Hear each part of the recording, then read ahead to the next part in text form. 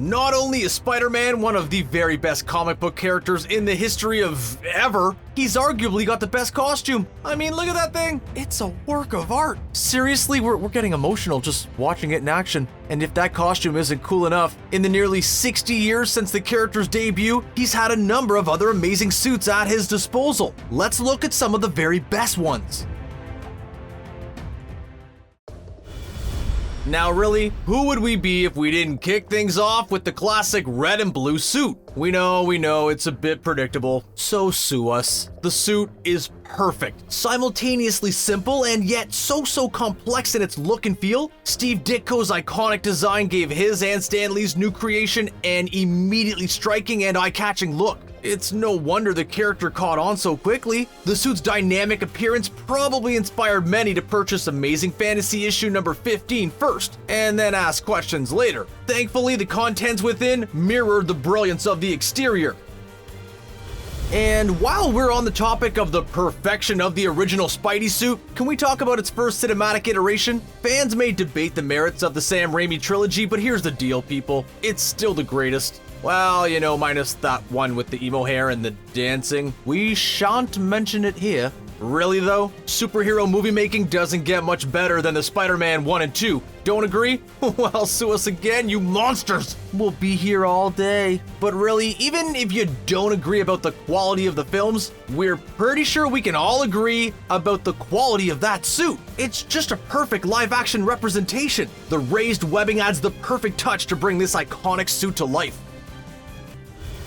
The recent Superior Spider-Man run of the comics took an absurd concept and ran with it. Writer Dan Slott and artist Ryan Stegman presented fans with the bonkers concept of what would happen if Dr. Otto Octavius switched bodies with Peter Parker. The series ran from January 2013 and concluded in August of the following year with 33 issues under its belt. And the surprising thing? It's actually not that bad at all. But one of the best parts of this run is undoubtedly the new suit that came with it. The blue was replaced with black because Doc Ock hates the color blue. Is that even true? Okay, let's just go with it. That, combined with the black lenses, make this iteration of the Spidey suit look all the more sinister.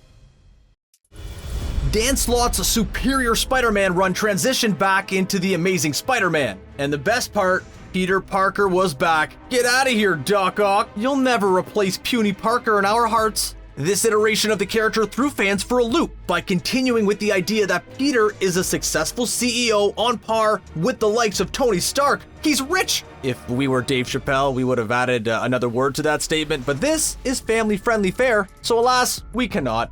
With great financial success comes even greater suit tech. That's how that saying goes, isn't it? The current run suit is bright and shiny with a neon flare that would be right at home in the world of Blade Runner.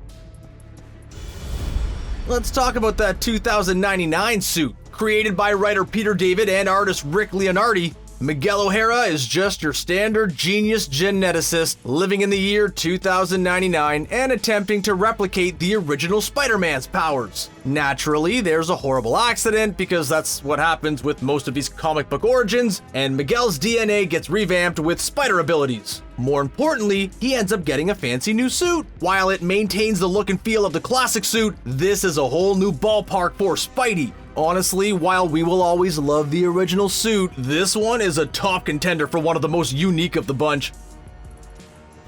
How about that Stark suit, huh? This suit made its first appearance in Captain America Civil War. Not gonna lie, as much as we love the Raimi trilogy suit, this one gives it a run for its money. It just looks so on point. It's got the webbing under the arms, the ever-adjusting eye size serving as a perfect nod to the comics, plus it's filled with countless gadgets and gizmos. Some of this takes away from Peter's relying on his own wits to solve problems, but it makes for some gloriously comedic moments.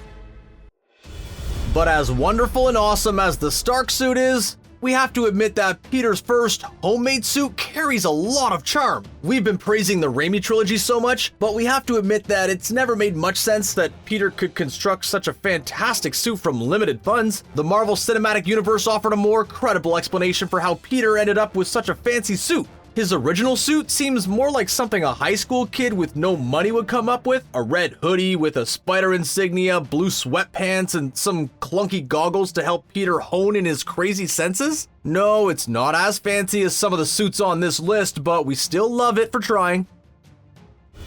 The symbiote suit is just as iconic as the classic suit. The black suit made its first appearance in Amazing Spider-Man issue 252, and was also worn by Peter in Secret Wars issue 8. It was a huge deal at the time because this was the first time Peter had ever donned a suit other than the classic red and blue variation. Marvel fans were not having it, and even wrote in to protest the change. Good thing comic book fans have evolved since then and don't ever complain about anything related to comics and superhero movies anymore. But everyone chilled out once they saw how awesome the suit was in action. Plus, it gave us Venom later on. So see, sometimes change is a good thing, people.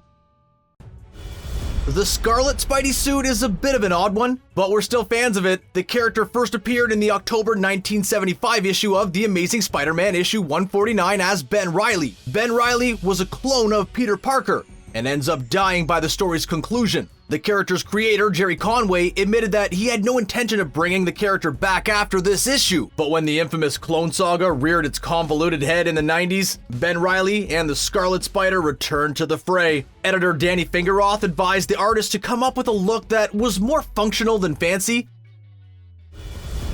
But let's shift topics to a suit most fans seem to be in agreement on, the Spider-Man Noir suit. Everything about this suit and its design is just super cool. The character was created for Marvel's Noir series, which featured a darker, grittier iteration of Peter Parker and the Spider-Man character. Hey, someone get Christopher Nolan on the line to direct this one's adaptation, stat! The origin of how Peter got his powers is similar to the original story, but the tone is much less colorful. In this iteration, Peter takes on the criminal underworld, utilizing brutal and terrifying methods. The character is probably best known to general audiences from his appearance in Spider-Man Into the Spider-Verse, where he was voiced by the incomparable Nicolas Cage. I love you all. I'm taking this cube thing with me. And next up on the list of most glorious Spidey suits is, of course, the Iron Spidey suit. This suit, which was designed by legendary artist, writer, and prior Marvel editor-in-chief Joe Quesada, made its first appearance in Spider-Man issue 529. Peter used this suit primarily until writer J. Michael Straczynski decided to switch back to the classic suit. It's most famous to comic fans for its use in the Civil War comic book storyline. It made its spectacular MCU debut in Avengers Infinity War, where it proved just as glorious in live action as it did on the page. In fact, we'd argue that its cinematic iteration was even more awesome. Just look how shiny it is! One of the biggest recent changes to Spider-Man's classic suit was in the new video game for PlayStation 4. Look, people, if you haven't already played the game, you need to get on it ASAP. This is probably the best modern Spider-Man story we've seen. That's right, even better than Homecoming. Yeah, you heard us right. Go get yourself a PS4 and get on that video gaming greatness. Anyway, back to the suit. Lots of white to go with the standard red and blue. Spider-Man has never been so patriotic. Fans were a bit thrown off by the look at first, but it quickly grew on them the more time we spent playing the game. Now, how about that Miles Morales suit? Honestly, can you believe there was a time people were so against this character? To a certain extent, it made sense. The Ultimate Comics version of Peter Parker was much beloved, but he's been around for a decade or so with over 150 issues under his belt. It was time for some fresh blood. While Miles might have been controversial at the time, he's since become one of the Marvel Universe's most beloved characters.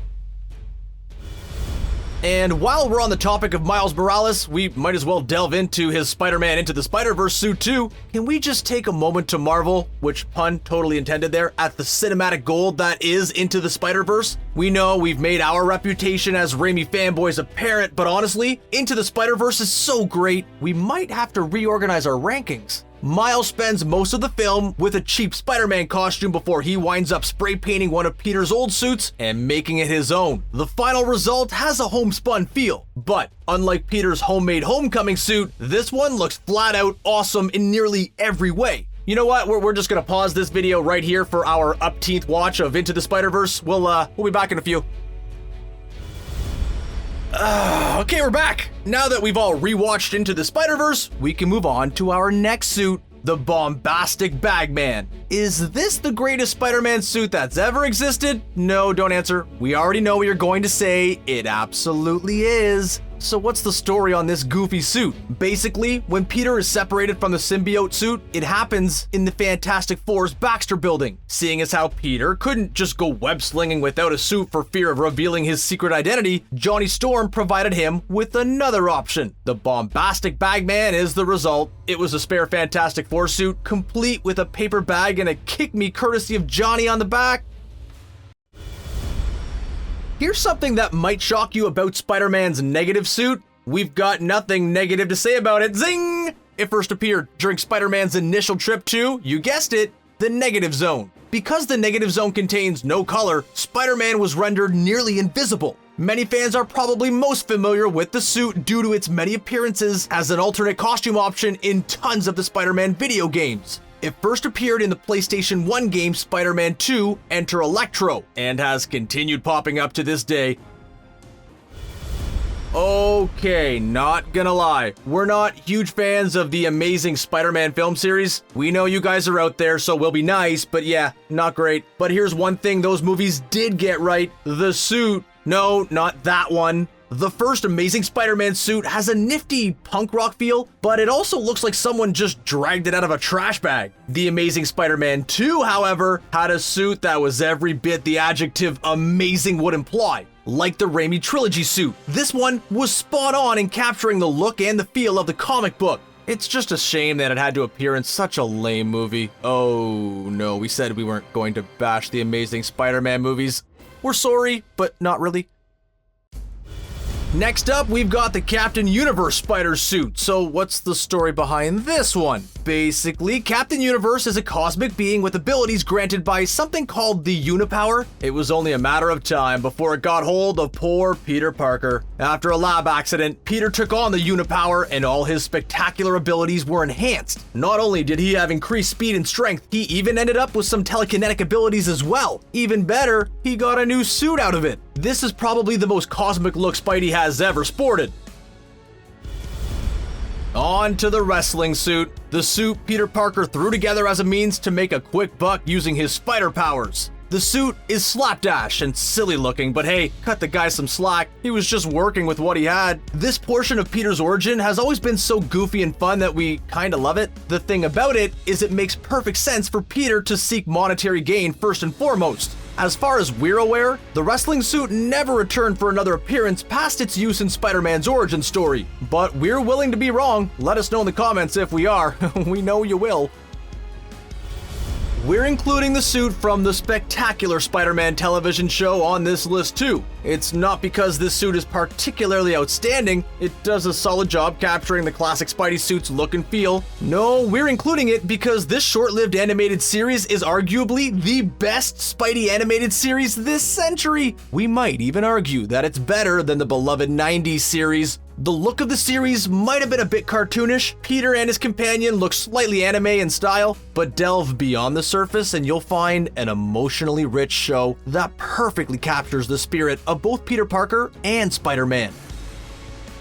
Earlier we mentioned that the spider suit in the first Amazing Spider-Man film had kind of a punky feel. Now we've gotten to the legitimate Spider-Punk suit. Spider-Punk was created by Dan Slott and Olivier Coipel. The character made his first appearance in the Spider-Verse storyline as Hobart Brown. He took on Norman Osborn, defeating Osborn by smashing his guitar against his head. Spider-Man? Not really. Punk?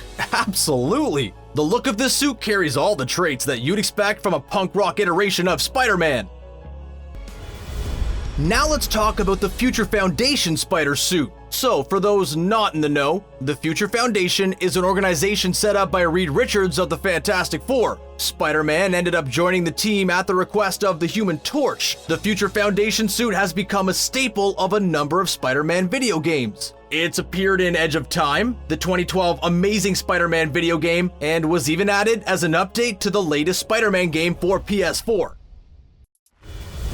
We've been preaching the virtues of the Spider-Man PS4 game for this entire video, and for good reason. It's, dare we say, amazing. Perhaps one of its greatest contributions to the world of Spider-Man is this suit, or should we say, lack thereof. At one point in the game, Peter finds himself without his suit, or any suit for that matter. He has to make do with his boxers and his Spider-Man mask.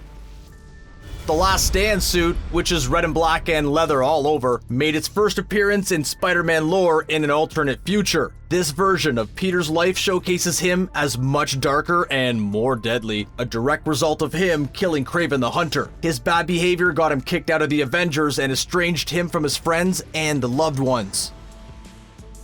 Okay, we're going to finish out this video with a bit of a cheat. We're going to take a moment to praise the Spider-Gwen suit. We know, it's not technically Spider-Man, we don't care. The suit is so cool. It feels like a crime not to mention it in this video. Just look how awesome it is. The hoodie, the style, all of it. It's magnificent. And Spider-Gwen herself is a pretty cool character, so maybe go check out her comics if you haven't already.